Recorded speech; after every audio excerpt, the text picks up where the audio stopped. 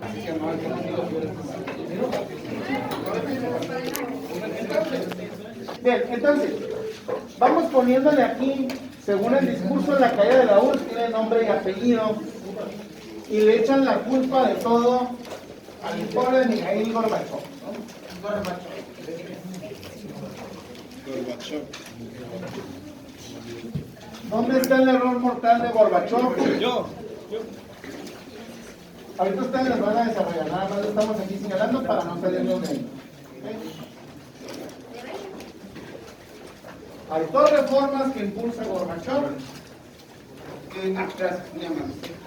que así como ya nos explicaba tirado a su momento, pues vienen a partir del modelo completo que ya estaba, ¿no? Entonces, vamos a ver al final de esta sesión si es cierto que todo es culpa de Gorbachov, o si tuvo ayuda de alguien más por ahí. Entonces, en un primer momento, ¿en qué consisten estas reformas de Gorbachov? Tengo entendido que la perestroika era cambiar completamente el modelo económico, así bastante drástico, conservando todas las ventajas del modelo capitalista, pero siguiendo teniendo un modelo socialista, y pues la gente estaba como sacada de onda porque ellos tenían todo a su alcance por el modelo socialista como estaban, pero ahora querían impulsar más como las pequeñas y medianas y grandes empresas, entonces ahora sí tenían que, cada quien tenía diferente, podía tener diferente salario y todo eso. Sí, leí. Echa para atrás en el modelo comunista y dice, no, vamos a meterle, me dice aquí mi compañero, vamos a meterle ondas más capitalistas, más billete para tener Estados Unidos, que nos dé más dinero, vivir la vida bien, vaya, ¿no? Ya vamos a dejar de eso, de la guerra. Pues, como que la gente se confunde, no tan pero como, ay, si no somos comunistas, o no somos comunistas, ¿qué está pasando? Y pues abren así como fronteras y empiezan a haber como más libertades, y pues ya no tenía todo que tener el modelo como lo tenían, con todas las restricciones. Eso es lo bien que no tenga la participación. Muy bien. Vamos a ir poniendo aquí el espacio de tiempo que es 1985, desde ahí se empiezan a impulsar. En 6 años Gorbachov acabó con el sueño socialista de Stalin. En 6 años de administración se acabó la URSS con Gorbachov. Y en parte tiene que ver con esas dos reformas. Si hacemos ahí la traducción tal cual, es reestructuración y transparencia. Las dos cosas que no puedes tener en la Unión Soviética. Porque todo el sistema, y eso se explica ahí en el texto de Hobsbawm, todo el sistema descansa en esas dos cosas. Que el Estado controle todo y que el Estado no permita divisiones ni opiniones y que se reserve todos sus datos, porque entonces se tambalea. Decimos en este caso, Gorbachov es un político joven que llega a ocupar ese cargo con 56, 54 años. O sea, puede fallar un poquito la razón. Porque imagínense cómo estaban todos los demás.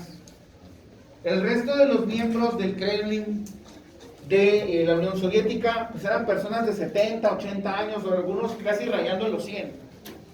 Si nos quejábamos de Porfirio Díaz, estos estaban peor.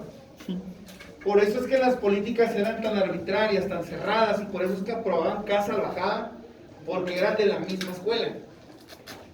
Cuando tenemos generaciones distintas, como la de Gorbachov, que a sus 50 y tantos años llega al frente de la Unión Soviética, pues él trae una visión un poco más abierta, porque ha sido testigo de cómo la gente, no toda está conforme con lo que se les da.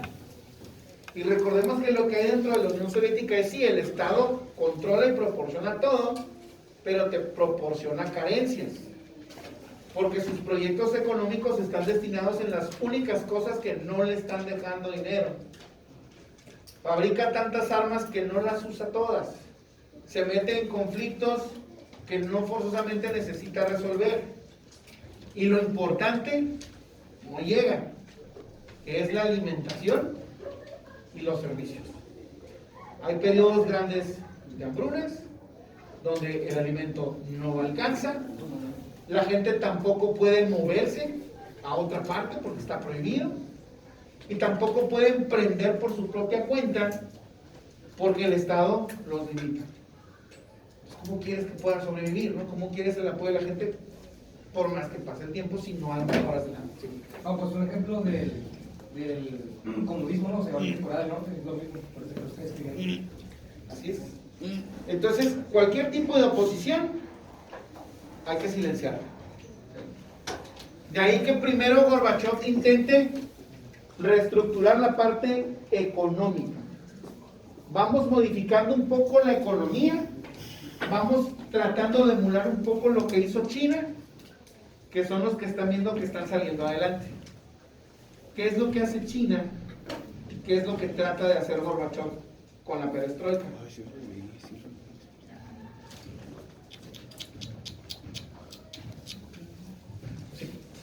Utilizar como un sistema que se llama como socialismo de mercado o algo así, que consiste en abrir como un poco más el mercado, un poco más de economía, pero o sea, el cambio es solo en eso, en lo económico y lo social sigue siendo como represor y todo lo demás que viene con el socialismo, ¿no? Pero es abrir un poco más de economía como para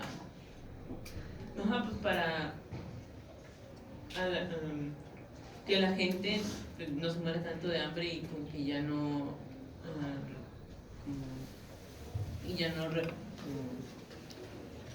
o sea, que ya no protesten tanto pues porque ya no se van a morir de hambre.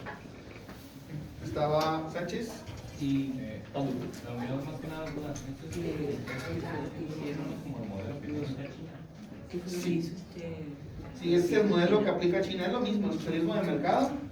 La idea es permitir el ingreso de industria privada, tener otras fuentes como las cooperativas, para tener diversificación en las actividades económicas, que no forzosamente el Estado tenga que soltar de su bolsa y del erario para que la gente pueda atender esas actividades, sino que empiecen a regularse solas.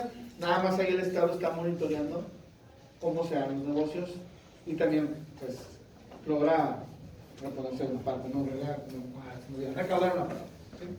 Pero estaba Panduro de En otras palabras, querían ser capitalistas con sus ventajas, pero simplemente no querían dejar de ser socialistas. Así es. Los fines y lo que usted dijo que permitieron la entrada de empresas privadas para pues dejarlos y abrirla al...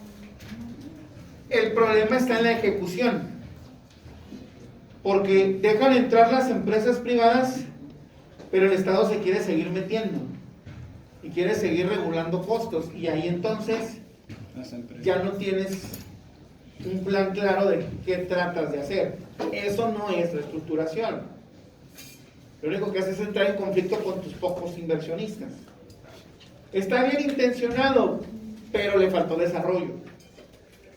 Es decir, digo qué quiero hacer, pero no tengo claro el cómo lo voy a hacer. Y es ahí donde se estanca la perestroika. ¿Sí? ¿Hasta ahí vamos bien? Sí. Ahora, la otra tiene que ver con la glasnost, con la transparencia. Para que... Sobre eso, dice que el glasnost era un programa mucho más específico que la perestroika, que significaba la introducción o reintroducción de un Estado democrático constitucional basado en el imperio de la ley y también en base al disfrute de las libertades de los civiles, que era tal como se suele entender. Como dice, la glasnost se proponía movilizar apoyos dentro y fuera del aparato contra esas resistencias, pero su consecuencia lógica fue desgastar la única fuerza que era capaz de poder.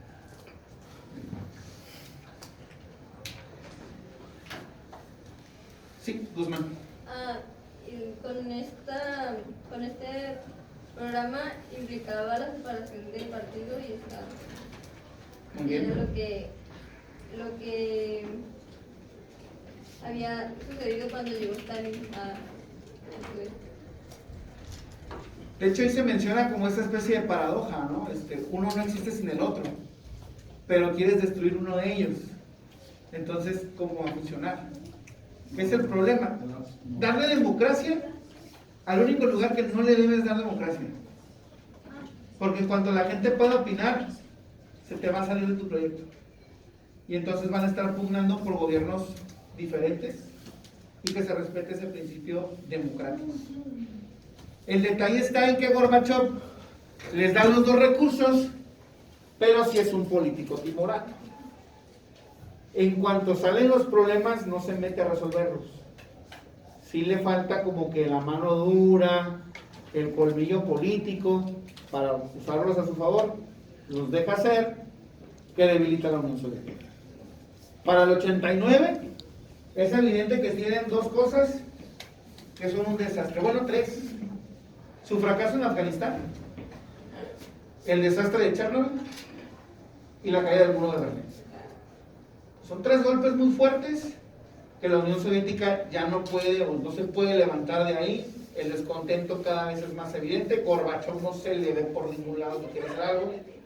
Y en aras de cumplir con este régimen de democracia, en Rusia se proclama la República Soviética de Rusia y escogen como presidente de ella a un personaje interesante llamado Boris Yeltsin. ¿República qué? La República Soviética de Rusia. Con Yeltsin es donde cambian la bandera por la que está actualmente. Y desde ahí ya tienes división en Rusia y su capital Moscú, que es el emblema de todo este proyecto. Entonces, traes este tipo conflictivo, tienes el problema de que no quieres resolver nada. ¿Qué sucede entonces con Gorbachov? Desarrollo en Ya no me sirven, se van a perder. ¿De qué forma? Pero, o sea, si ya no te sirve alguien, no lo vas a mantener ahí, simplemente vas a desecharlo y poner a una persona que vaya a funcionar. Eso suena de Yo creo que para eso muy... se tendrían que poner de acuerdo Eso todos suena y muy no como todos. en varios sentidos. ¿Tenía el apoyo del pueblo? ¿Gorbachov o Yeltsin? No, Yeltsin sí. Gorbachov. Gorbachov no tanto porque, de nuevo, es un político tibio, lo que le llaman algunos. Para los del régimen socialista es lo peor que les pudo haber pasado. Lo que promueven ellos es un golpe de Estado. De hecho, le hacen un golpe de Estado a Gorbachov en los 90 y lo empiezan a condicionar. Entonces lo cambian por tener otro tipo de ideología y meten a Boris por tener la misma ideología que ellos. No, ahí va. Boris Yeltsin había ganado en Rusia. Y Yeltsin tenía estas ideas de separar Rusia bajo este modelo que traía o que había impulsado Gorbachov. Y esto hizo que los miembros más viejos del Partido Comunista dieran un golpe de Estado contra Gorbachov por haber permitido que alguien como Yeltsin llegara al poder, porque así como él había varios. Entonces, hacen un golpe de Estado, tratan de aprovechar el tiempo para echar atrás las reformas y también sacar a Yeltsin. Pero el golpe de Estado fracasa.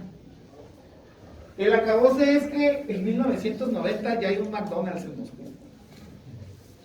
Y desde ahí así como que pues estamos abriéndole la puerta al enemigo acérrimo del socialismo, que son los Estados Unidos, y ver la aceptación que tiene la población. Una fila de medio kilómetro de personas que querían entrar a un McDonald's, ¿no? Hoy nadie va ni aunque nos regalen juguetes, pero en aquellos años sí era como que el gran cambio, ¿no? Y que se estaba dando por eso, y entonces la gente simpatiza con Yeltsin, que es quien está defendiendo esto. El golpe de Estado fracasó, no se movieron rápido. Yeltsin, de hecho, cuando llegan estos soldados a la capital, Moscú, como protesta pacífica, y hay unas fotos por ahí y también videos, se sube a uno de los tanques y desde ahí hace un discurso donde llama al pueblo a que dejen de prestar el apoyo al Partido Comunista, que defiendan la democracia que se está llevando ahora a los territorios de la Unión Soviética, y pues exigen la liberación de Gorbachov, que lo tenían de vacaciones forzadas en Crimea. Una vez que logran llevar a Gorbachov con Yeltsin, entran en pláticas, el golpe de Estado fracasa, Gorbachov renuncia al cargo como mandatario de la Unión Soviética y se lo deja a Yeltsin. Sí. O sea, la Unión Soviética hace este golpe de Estado y Gorbachev es como exiliado, pero... Lo tienen detenido un tiempo. Ok, entonces, ¿por qué fracasó? O sea, ¿por qué? Porque el movimiento que encabeza Yeltsin en contra del golpe de Estado y que llama a la gente a que se sumen con ellos para defender lo que están teniendo en ese momento, que es libertad, que no habían tenido años, tiene más respaldo, logra llevar a Gorbachov con él, y entonces Gorbachov renuncia a su cargo y se lo concede a Yeltsin. Entonces ya el golpe de Estado contra Gorbachov se termina, ¿no? Y ahora como Yeltsin es el nuevo dirigente, pues ahí sí aplica otras cosas y él ya puede echar para atrás al ejército. Entonces, ¿qué? Cuando todavía estaba Gorbachev, que lo apoyó en las ideas de Yeltsin, ¿ahí qué era Yeltsin? Yeltsin era el presidente de Rusia. Porque recordemos que con la apertura de la glasnost y la democracia, hubo elecciones libres. Y en Rusia habían empezado y es donde llegó el mero Yeltsin. mero era Gorbachev, pero el presidente De lo que era Rusia, de Rusia nada era más. Yeltsin. Sí, nada más aquí para no perderlo. Recordemos que la Unión Soviética eran 15 repúblicas. A final de cuentas, todas seguían lo que decía la capital que tenían en primer momento en Moscú. Y ahí entendamos que estaba Estonia, estaba Letonia, Kazajistán, todos esos que terminan en tan, ¿no? Que luego se me pierden los nombres ahí.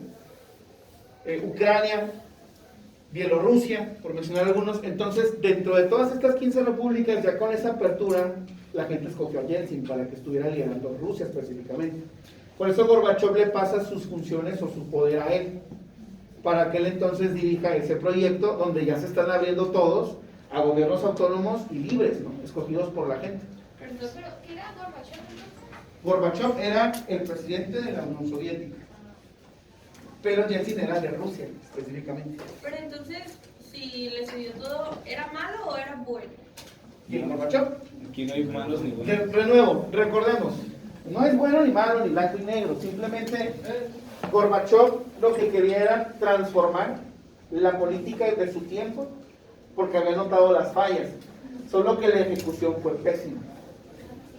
Dándose cuenta que ya no iba a tener el apoyo de nadie, prefiere transferir sus funciones a quien sí lo tiene. Porque Yeltsin es una persona que es apoyada por el pueblo ruso, pero también los norteamericanos lo ven con buenos ojos. En aquellos años el presidente era George Bush padre y lo veía como un aliado. Entonces, apoyar a Yeltsin era darle un flujo y un empujón a los rusos y a los demás, porque iban a estar en buenos términos con los capitalistas, para que no batallaran al principio. Hasta ahí vamos bien. Ya casi llegamos al tiempo de Putin. Ya casi. Entonces, en el 91,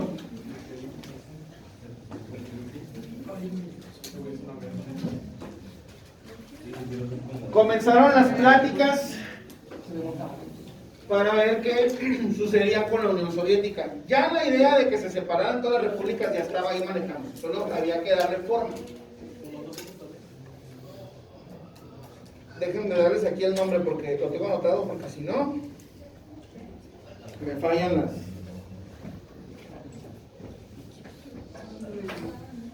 Para todo esto que hicieron con Chernobyl.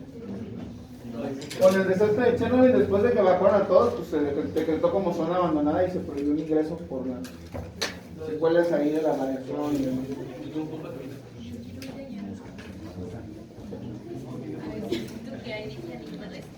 ¿Y Gorbachev cómo había llegado al poder? Impulsado por el Partido Comunista. Solo que dentro de su agenda, pues estaba transformada.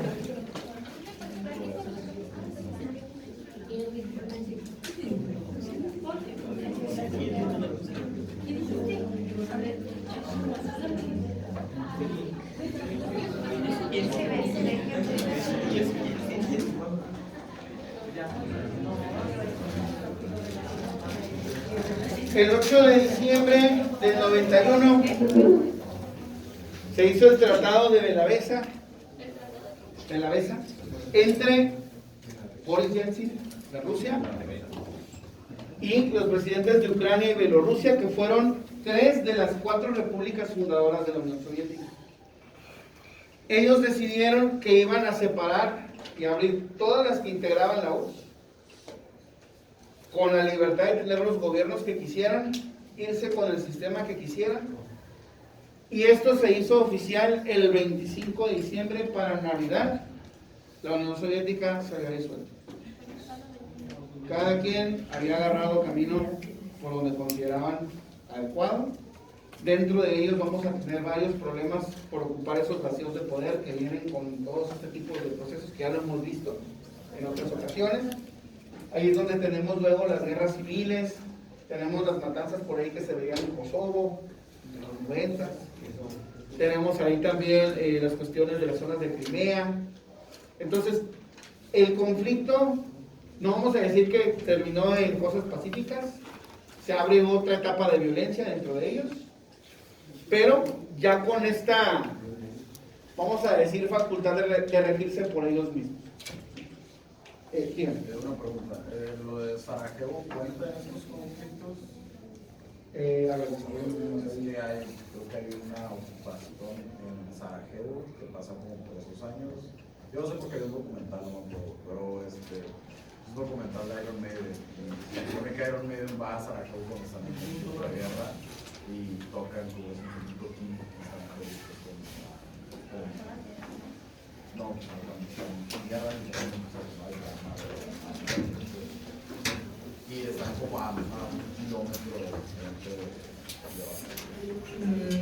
tendría que revisarlo bien. Sarajevo está en, parece que es Hungría, que también tiene una zona en conflicto, pero déjame revisarlo bien. ¿Qué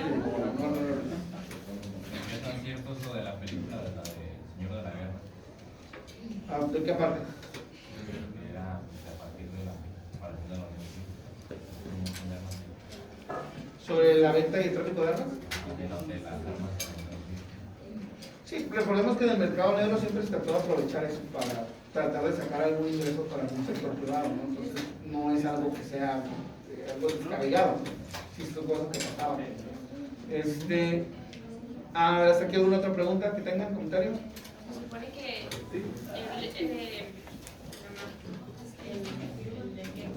Gorbachov, su primera impulso fue la comunicación. No, lo que él buscaba era que la economía fuera más abierta, que tuvieran otras opciones,